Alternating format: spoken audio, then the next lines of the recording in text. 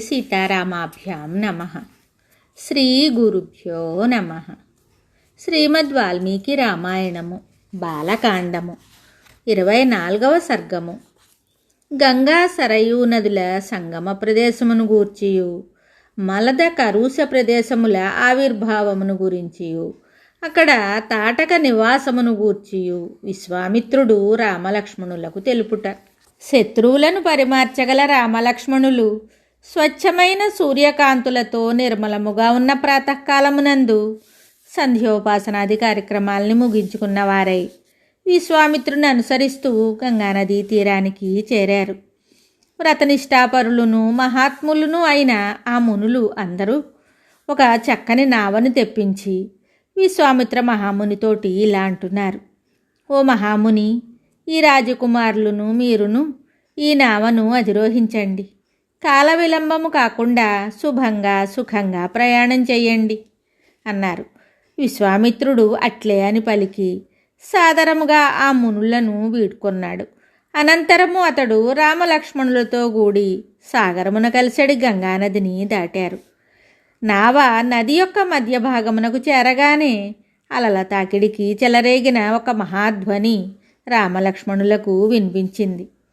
అప్పుడు శ్రీరాముడు ఈ నదీ మధ్య భాగమున గంగా సరయూ నదుల జలతరంగముల ఘర్షణ వలన ఉత్పన్నమైన ఈ మహాధ్వనికి కారణమేమిటి అని విశ్వామిత్ర మహర్షిని అడిగాడు.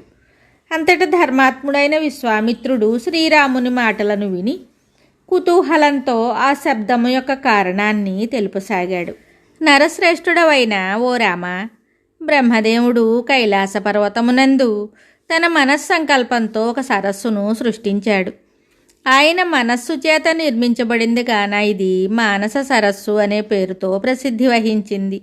దీనికి బ్రహ్మ సరస్సు అనియు పేరు కలదు. మానస సరస్సు నుండి బయలుదేరి అయోధ్యను కొంతవరకు చుట్టుకొని ప్రవహించుచున్నది. ఈ సరయూ నదిని సరస్సు నుండి పుట్టినది గాన దీనికి సరయూ నది అనే పేరు వచ్చింది. బ్రహ్మ సరస్సు నుండి ఉద్భవించుట వలన ఇది ఎంతయో పవిత్రమైనది. ఈ సరయూ నది గంగానదిలో సంగమించినప్పుడు నీటి తరంగముల ఘర్షణ వలన సాటిలేని ఈ మహాధ్వని కలిగింది. ఓ రామ, ఈ నదీద్వయ సంగమమునకు శ్రద్ధాధర్ములతో నమస్కరింపుము. ధర్మవర్తనులైన ఆ రామలక్ష్మణులు ఇరువురును ఆ రెండు నదుల సంగమమునకు నమస్కరించారు. తరువాత గంగానది యొక్క దక్షిణ తీరమునకు చేరి వేగంగా ముందుకు నడవసాగారు. ఇక్ష్వాకు వంశమున జన్మించిన శ్రీరామచంద్రుడు జనసంచారము లేని దట్టముగానున్న ఆ అడవిని చూసి మునీశ్వరుని ఇలా ప్రశ్నించాడు: అహో, ఈ అడవి వెళ్ళటానికి వీలుగాకుండా ఉంది. కీచురాళ్ల రొదలతో నిండింది. భయంకరములైన క్రూర మృగములతో వ్యాప్తమయ్యింది. దారుణములైన భాసపక్షుల ధ్వనులతో ప్రతిధ్వనిస్తూ ఉన్నది. ఈ అరణ్యమునందు భయంకరంగా కూయుచున్న వివిధ పక్షులను, సింహ, వ్యాఘ్ర, వరాహములను, ఏనుగులను స్వేచ్ఛగా తిరుగుచున్నవి. చండ్ర, నల్లమద్ది, ఎరుమద్ది చెట్లతోడను, మారేడు వృక్షములతోనూ, తుమ్మి, కలిగొట్టు చెట్లతోనూ, రేగు చెట్లతోడను సంకీర్ణమై భయంకరముగానున్న ఈ అడవి పేరేమి? మిక్కిలి తేజస్వి అయిన విశ్వామిత్ర మహాముని శ్రీరామునితోటి ఇలా చెప్తున్నాడు: నాయనా, ఈ కారడవి ఎవరిదో చెప్తాను వినుము. ఓ నరోత్తమ, పూర్వకాలమున ఇక్కడ మలదము, కరుషము అను రెండు దేశములు దేవనిర్మితములై ఉండెను. అవి ధనధాన్య సంపదలతో తొలతూగుచు జనులతో కళకళలాడుతూ ఉండెను. ఓ రామ, పూర్వము ఇంద్రుడు వృత్రాసురుని వధించిన కారణంగా ఆయనకు బ్రహ్మహత్యాపాతకం చుట్టుకుంది. తత్ఫలితంగా అతడు అపవిత్రుడయ్యాడు. ఆయనను ఆకలి దప్పులు బాధించసాగాయి.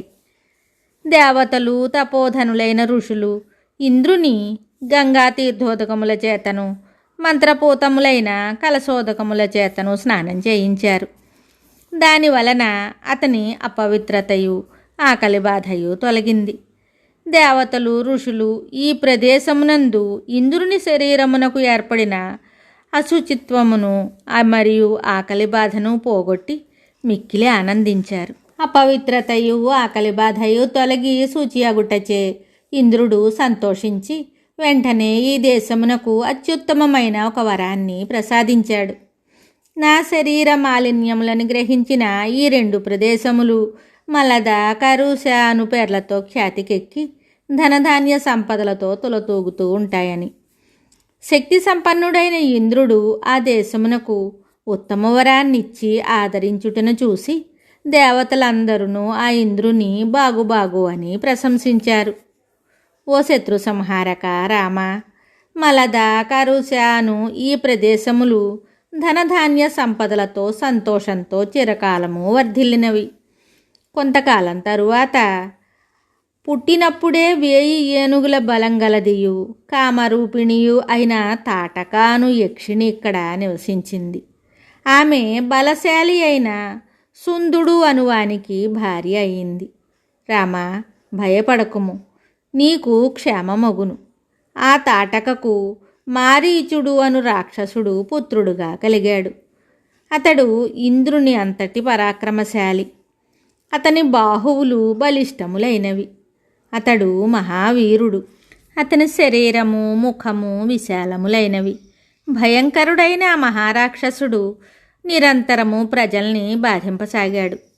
ఓ రామ, దుర్మార్గురాలైన తాటక మలద, కరుష అను ఈ 2 జనపదములను నిత్యము ధ్వంసం చేస్తూ ఉన్నది. ఇక్కడికి 1.5 యోజనముల దూరమున ఆ తాటక ఈ దారిని ఆక్రమించి నివసిస్తోంది. కనుక ఆ తాటక వనమున్న దారిననే మనం వెళ్ళాలి. నా మాటను పాటించి నీ బాహుబలంతో దుర్మార్గురాలైన ఆ తాటకను వధింపుము. ఈ దేశమున మునుపటి వలె ఎట్టి ఉపద్రవములు లేకుండా చేయుము. సామాన్యులకు ఎదిరింప సాధ్యము కాని ఈ ఘోర రాక్షసి ధ్వంసం చేసిన ఈ పుణ్యప్రదేశమునకు ఎవ్వరునూ రాజాలకున్నారు. కళకళలాడుచున్న ఈ దేశమును తాటక ధ్వంసము గావించిన తీరును, తత్ఫలితంగా ఇది నిర్జనముగా మారిన విధమును పూర్తిగా తెలిపితిని. ఆ తాటక ఇప్పటికిని ఈ అడవిని విడిచిపెట్టలేదు. వాల్మీకి మహర్షి విరచితమై ఆదికావ్యమైన శ్రీమద్ రామాయణమునందలి బాలకాండమునందు 24వ సర్గము సంపూర్ణం. శుభం.